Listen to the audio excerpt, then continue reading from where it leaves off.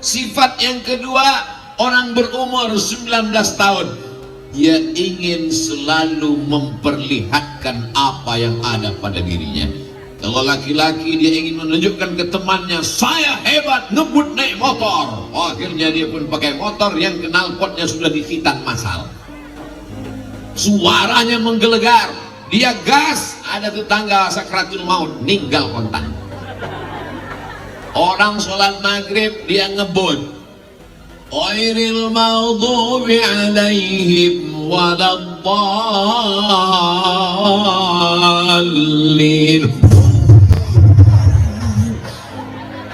Jamaah yang ada dalam, mudah-mudahan mati nama yang listrik. Amin. Kalau mati syukur, setengah mati. Masuk ruang ICU, gak mati-mati. Dipanggillah Ustadz Somad. Ustadz Somad, tolong bacakan Ustadz. Saya pun datang langsung bacakan Al-Fatihah, langsung meninggal. Terima kasih Pak Ustadz. Kenapa? Udah meninggal. Menjadi sampah masyarakat. Alhamdulillah masih ada Bapak polisi lalu lintas menertibkan knalpot yang bocor, akhirnya disemprit. Kenapa knalpot ini? Mohon maaf Pak, ini banyaklah ngeles segala macam. Oke, sebagai hukumannya push up Pak? Enggak. Lari-lari Pak? Enggak. Terus dekatkan telingamu ke knalpot, digas sama Pak polisi. 3 hari suara itu terngiang-ngiang terus.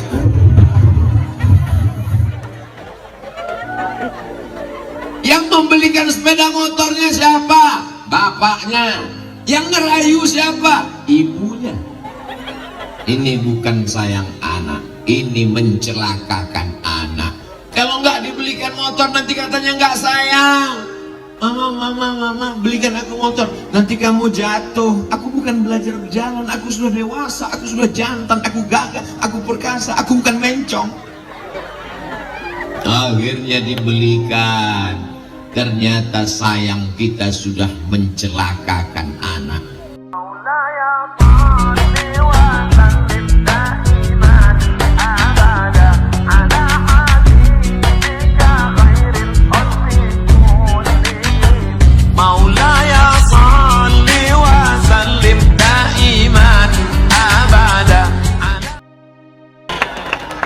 Ustadz itu berasal dari bahasa Persia, artinya orang yang banyak pengetahuan, bukan hanya ilmu agama. Beliau jadi bupati tentu banyak ilmu pengetahuannya, ilmu mengatur masyarakat, ilmu pemerintahan. Jangan tepuk tangan dulu, belum selesai, masih panjang lagi. Mudah-mudahan ilmunya dipakai untuk menolong agama Allah SWT. Beliau didampingi orang yang luar biasa, namanya Bapak Hasan Ali Basam Kasubah. Hasan baik, Ali tinggi, Basam mudah tersenyum. Ada orang tinggi tapi tidak baik, ada orang baik tapi tidak tinggi. Beliau komplit semuanya. Para asatis, para guru-guru, bapak-bapak, ibu-ibu, hadirin hadirat, semua yang pakai jilbab merah, kuning, kelabu, hijau dan biru, yang tak dapat disebutkan satu persatu, muslimin, muslimat, mukminin, mukminat, hadirin hadirat yang belum kawin dan belum sunat, semuanya dimuliakan Allah Subhanahu wa ta'ala. Tadi selesai dari Masjid Kesultanan Bacan, saya katanya mau langsung dibawa ke pinggir laut. Kita tidak mampir lagi ke hotel Pak Ustadz. Kita kemana? Langsung tausiah. Karena nanti kalau siang matahari terik panas. Terus ada yang kasih tahu, gak usah langsung. Kenapa? Jamaahnya belum ada. Akhirnya istirahat dulu 1 jam. Khawatir panas. Rupanya orang bacaan doanya makbul. Bisa didatangkan awan dengan air rintik-rintik. Kita pun agak cemas juga. Begitulah rupanya orang-orang soleh kalau sudah berdoa kepada Allah. wa dhallalna 'alaihimul ghamama, kami berikan awan menaungi mereka. Bagi yang haus tinggal buka mulut. Bapak Babinsa, Babin Kamtibmas, TNI, Polri, Satpol PP, semuanya ini tidak tahu entah doa siapa, tapi saya yakin tidak ada pawang di antara kita. Jamaah yang dimuliakan Allah Subhanahu wa taala, ulang tahun Kabupaten Halmahera Selatan yang ke-19. Ada 5 sifat anak umur 19. Dia mulai menampakkan kecantikannya kalau dia perempuan. Kalau dia laki-laki menampakkan kecantikannya, bahaya. Karena Allah hanya menciptakan Adam dan Hawa. Tidak ada makhluk yang ketiga. Maka kecantikan perempuan ini mesti ditutupi. Kalau ada yang jual buah apel di pinggir jalan, kena asap, kena debu, kena matahari, kering kerontang. Yang satu lagi apelnya di dalam plastik, plastiknya dalam kulkas, kulkasnya dalam lemari, di dalam etalase kaca, di dalam toko, di dalam komplek berkunci. Maka itulah yang dicari-cari orang. Begitulah rupanya orang di Halmahera Selatan, di Kesultanan Bacan. Mereka menutup perempuannya dengan menutup aurat jilbab yang sempurna. Kalau ada orang tua, ibu-ibu pakai jilbab biasa, tapi anak kecil sudah dibiasakan pakai jilbab, Masya Allah. Ada beberapa yang tak pakai jilbab, saya tengok rupanya laki-laki. Jamaah yang dimuliakan Allah Subhanahu wa taala, mari kita jaga anak-anak kita supaya tetap menutup aurat. Seorang laki-laki yang soleh, rajin beribadah, tahajud tidak tinggal, sholat duha apalagi, tapi ternyata membiarkan anak perempuannya membuka aurat. Selangkah lagi kau masuk ke surga, tapi sebelah kakimu sudah masuk ke neraka. Kalau sayang pada ayahmu, sayang pada ibumu, maka tutuplah rambutmu. Kalau sayang kepada keluargamu, sayang kepada anak perempuanmu, jangan pernah segan sungkan untuk mengatakan, hai anakku, kalau kau sayang kepadaku, tutuplah kepalamu. Masalah warnanya macam-macam, terserah. Saya dari atas ini melihat ke bawah seperti pelangi yang sedang turun ke bumi.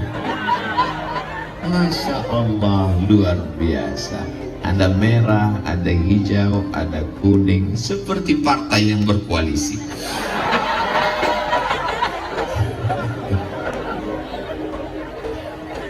Sama-sama la ilaha illallah Muhammadur Rasulullah. Ustaz Somad, dulu saya tidak pakai jilbab, rambut saya belum ditutup. Kenapa sekarang ditutup? Sudah hijrah, sudah tobat. Bukan Pak Ustaz, karena ubannya banyak.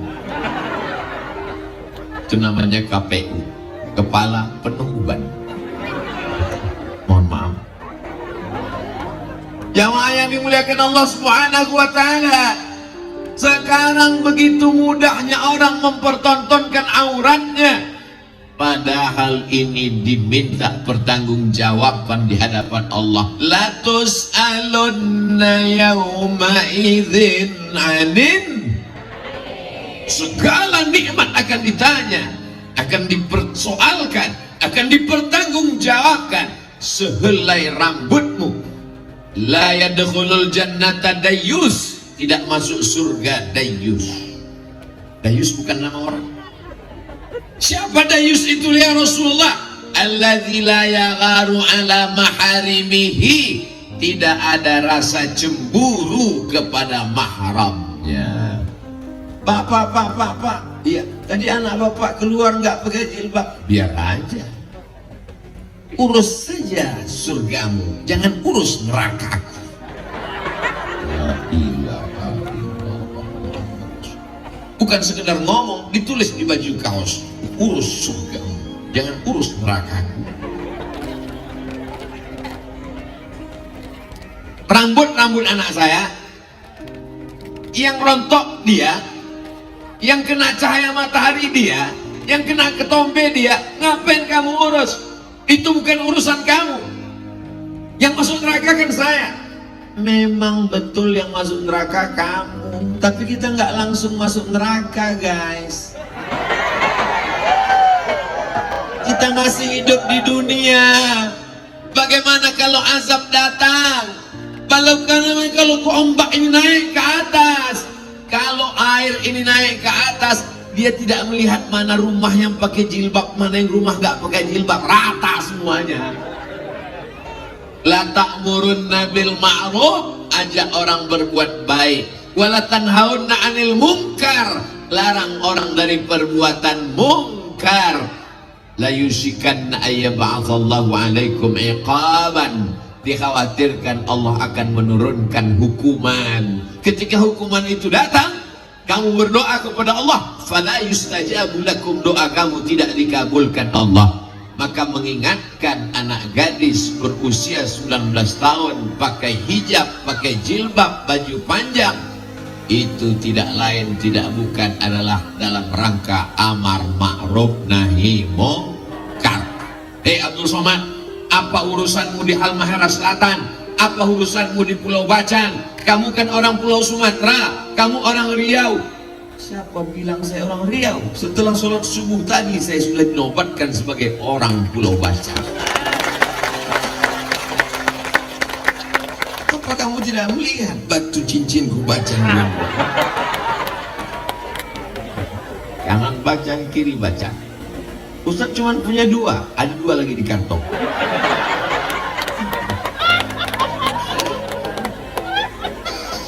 Beberapa tahun yang lalu teman-teman saya, sahabat-sahabat saya kalau ketemu batu baca, pulang dari sini, saya akan tunjuk ahlan wa sahlan, apa kabar?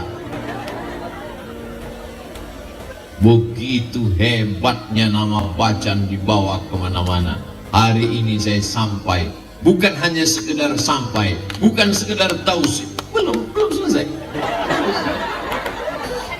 Diberi jubah, diberi topi, diberi batu, diberi nama. Saya rasa nama saya sudah cukup panjang. Datuk, Profesor, Doktor, Haji, Kiai, Syekh, Abdul Somad, LC, MA, PhD. Rupanya masih ada lagi, Ompu. Tinggal satu lagi yang belum, almarhum. Apa bedanya setelah Ompu dengan sebelum Ompu? Sebelum Ompu kalau mati biasa saja. Setelah dapat Ompu kalau saya mati, satu pulau Bacan akan mengirimkan Al-Fatihah untuk Ompu. Oh, semangat sekali saya.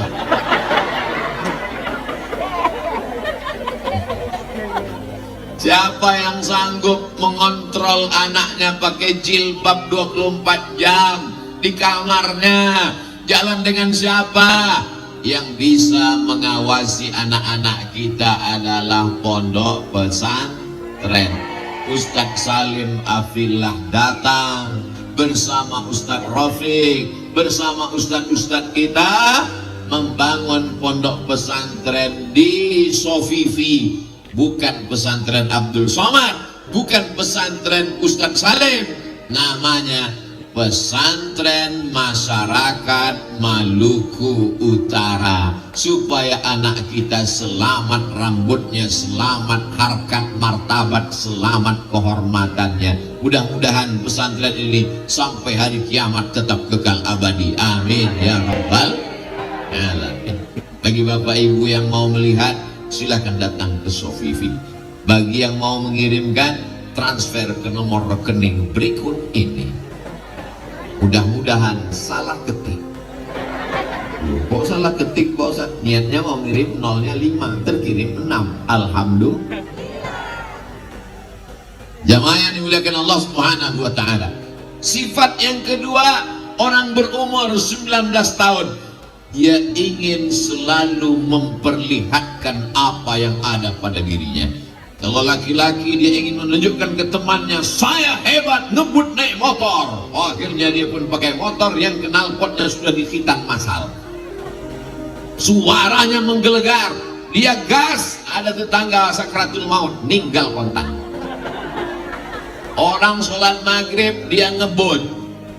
Ghairil maghdubi alaihim waladdallin.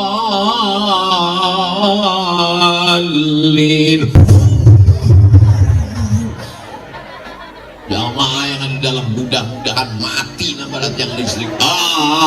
Amin. Kalau mati syukur, setengah mati. Masuk ruang ICU, nggak mati-mati. Dipanggillah Ustadz Somad. Ustadz Somad, tolong bacakan Ustadz. Saya pun datang langsung bacakan Al-Fatihah. Langsung meninggal. Terima kasih Pak Ustadz. Kenapa? Udah meninggal. Menjadi sampah masyarakat. Alhamdulillah masih ada Bapak polisi lalu lintas menertibkan knalpot yang bocor. Akhirnya disemprit. Kenapa knalpot ini? Oh Pak, ini banyaklah ngeles segala macam. Oke, sebagai hukumannya push up Pak? Enggak. Lari-lari Pak? Enggak. Terus dekatkan telingamu ke knalpot. Digas sama Pak polisi. 3 hari suara itu terngiang-ngiang terus.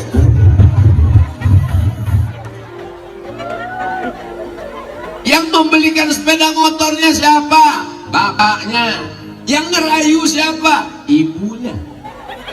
Ini bukan sayang anak, ini mencelakakan anak. Kalau nggak dibelikan motor nanti katanya nggak sayang.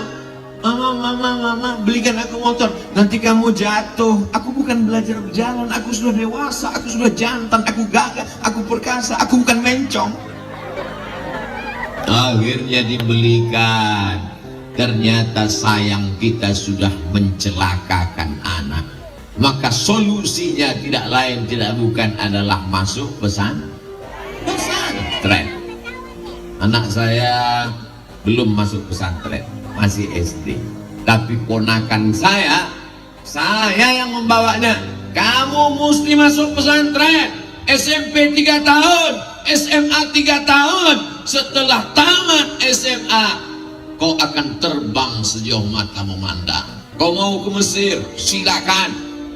Tapi kalau tidak mau ke Mesir, aku tidak paksa. Saya tidak paksa anak saya, ponakan saya mesti seperti saya. Kau mesti ke Mesir. Oh, nggak bisa dipaksa. Nanti saya paksa, dia di Mesir nggak jadi ulama, pulang jadi Fir'aun. Kalau dia nggak mau, apa kita paksa? Kau mau jadi apa? Aku mau jadi bupati, silakan. Tapi kau mesti jadi bupati seperti Bupati Halmahera Selatan. Jangan asal tepuk tangan aja. Memangnya kenapa? Ada apa dengan Bupati Halmahera Selatan? Di setiap desa dibangun rumah Quran. Setiap desa dibangun rumah Quran, rumah Quran, rumah Quran, rumah Quran.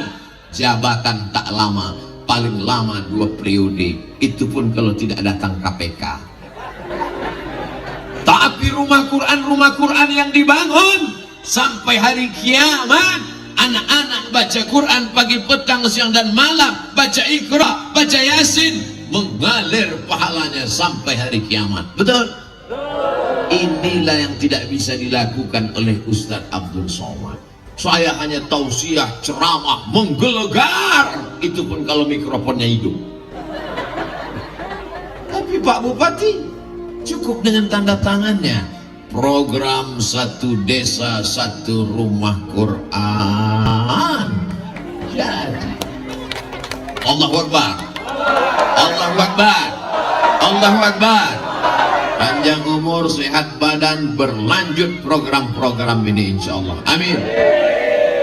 Makanya di akhirat nanti yang akan dapat naungan, yang akan dapat atap, yang akan dapat perlindungan di padang mahsyar. Di padang mahsyar nggak ada pohon kayu.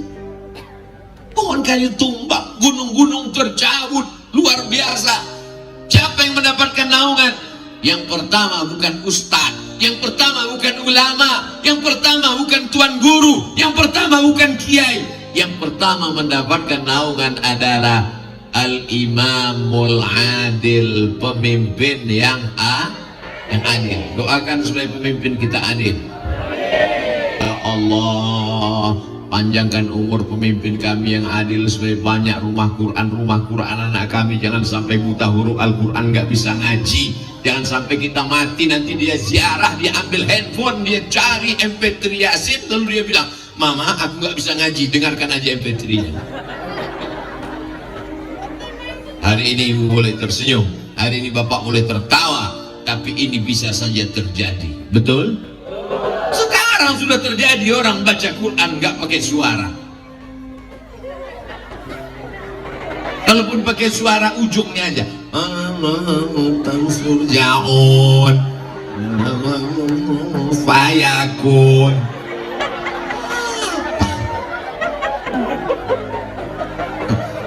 Itu tidak terjadi di Pulau Baca. Itu hanya terjadi di planet Mars dan planet Neptunus. Bapak Ibu Saudara yang dimuliakan Allah Subhanahu wa taala, anak-anak umur 19 tahun dia akan menampakkan gagahnya, perkasaannya. Ustaz kok tahu? Oh iya, saya kan pernah 19 tahun. Beberapa tahun yang lalu, ini baru 25. Saya lahir 1977, sekarang 2022, berarti kan 45. Banyak yang nggak percaya. Ustaz 25, saya bilang 45, 25. Ya terserahlah saya bilang. Jamaah yang dimuliakan Allah Subhanahu wa taala, masalah umur ini bukan masalah berapa lama kita di dunia. Masalah umur ini adalah masalah rasa. Berapa banyak orang tua tapi rasanya muda. Apa maknanya? Nggak tahu diri.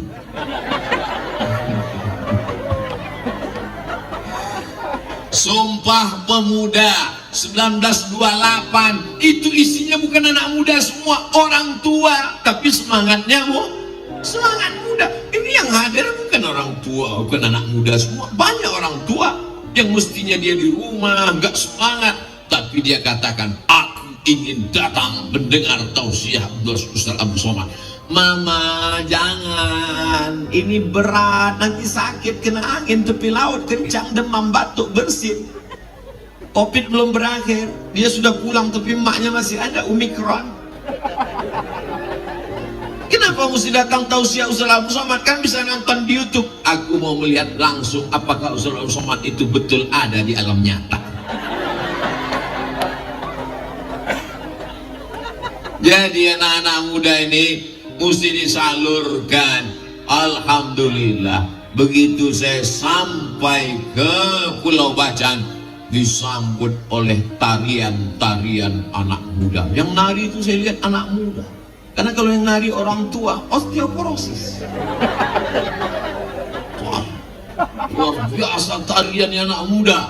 Dan tadi malam saya disambut di apa nama istilahnya, di tandu. Dan saya yakin yang memikul tandu itu juga anak muda. Karena kalau orang tua pasti dia terbaring 3 hari, tidak bangun-bangun. Nah, anak muda umur 19 tahun mesti dilatih fisiknya. Apa kata Kiai Ustadz Asep UAS, Ustadz Asep Sofyan? Kata beliau, Ustadz Somad, ini anak-anak kita ajarkan tradisi supaya dia jangan hanya sampai baca kitab, juga hanya sampai pandai baca Quran, tapi dia juga tidak meninggalkan tradisi. Jadi jangan merasa menyangka, untuk apa anak saya di pesantren? Nanti kalau anak saya di pesantren radikal, kalau anak saya di pesantren tidak mengenal adat istiadat. Kita tetap mengenalkan adat istiadat selama tidak bertentangan dengan la ilaha illallah Muhammadur Rasulullah. Jadi Bapak Ibu jangan ragu memasukkan anak pesantren. Daftarkan anak Anda sebelum tanggal penutupan berikut ini. Ingat, terbatas, limited edition. Ustaz Somad, saya nggak mau masukkan anak pesantren. Kenapa? Itu kemarin anak teman saya masuk pesantren, pulang dari pesantren bandelnya minta ampun. Memang dia nggak diterima di mana-mana. Masuk SMP negeri ditolak, SMP plus ditolak, SMP unggulan ditolak. Akhirnya karena ditolak di mana-mana, masukkan ke pesantren. Dia lupa, dia sangka di pesantren sama kayak SMP. SMP pelajarannya 5, Beb. Fisika, kimia, matematika, bahasa Inggris. Fisika, kimia, matematika, bahasa Inggris. Terserahlah apa tambahan satu lagi. Tapi di pondok pesantren, nahwu, sharaf, balaghah, ma'ani, bayan, mantik, fikih, usul fikih, qawaidul fikih, tafsir, tajwid, arud qawafi, hadis, mustalah hadis, rijalul hadis. Kalau anak yang bandel dimasukkan ke pesantren, dua kemungkinan. Kalau nggak lari, error. Pilih anakmu yang paling cerdas, pilih anakmu yang paling smart, pilih anakmu yang paling pintar, yang paling kuat daya tangkapnya, masukkan dia ke pesantren. Setuju? Ustaz Somad dulu masuk pesantren karena nggak diterima di SMP atau gimana? Saya memang pesan kakek, ayah, ibu saya, datuk saya, cucuku yang ini mesti masuk pesantren, jangan masuk sekolah umum. Cucuku yang lain terserah, tapi yang satu ini mesti masuk sekolah pesantren. Kalau umurku panjang, aku yang akan membiayai dia. Kalau aku meninggal, ini ku tinggalkan kebun kelapa 2 hektar untuk menanggung biaya sekolahnya. Jadi saya memang wasiat kakek saya, 2 hektar kebun kelapa untuk sekolah saya. Akhirnya dia meninggal, kelapanya pun ikut mati. Tapi ternyata Allah membalas niat baiknya. Saya ke Mesir 4 tahun, 2002 selesai. 98 2002 gratis Al-Azhar Kairo Mesir. Habis itu ke Maroko 2002 2004 pulang 2006 gratis lagi.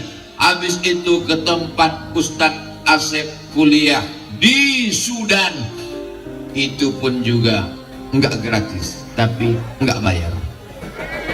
Gimana ceritanya Pak Ustadz? Panjang ceritanya. Apa maknanya? Niat baik Bapak Ibu untuk menyekolahkan anak. Siapa yang pikir Abdul Somad dari pedalaman Pulau Sumatera bisa belajar ke Mesir? Itu semua adalah balasan dari Allah, karena kakek datuk saya berniat cucuku ini sekolah agama. Saya pun juga sekarang berpikir begitu. Anakku, keponakanku sekolah agama, karena insya Allah akan ditolong Allah subhanahu wa ta'ala. Janji Allah, in tansurullah, kalau kau tolong agama Allah, yansurkum, Allah akan menolong kamu. Menolong agama dengan kekuasaan. Buat rumah Quran, buat Islamic Center, bangun masjid, bangun sekolah tahfiz Quran, berikan bantuan. Setuju? Mantap. Kami ibu-ibu perempuan, kami ini perempuan Pak Ustadz, bukan ulama, nggak ada jabatan, nggak ada kekuasaan. Anaknya sekolahkan agama. Tapi anak saya cuma 1 Pak Ustadz, tambah 1 lagi. Anak adalah ibadah. Bahkan kalau ibadah sholat putus, ibadah baca Quran putus, ibadah baca Yasin putus. Tapi ibadah anak tidak putus dengan kematian. Setelah ibu meninggal, setelah bapak meninggal, anaknya tetap hidup membaca Al-Quran, mengalir sampai hari kiamat. Amin. Makanya kalau ada ibu tahun lalu hamil, tahun ini hamil, tetangganya resek nanya, kenapa kamu hamil terus? Ibadah.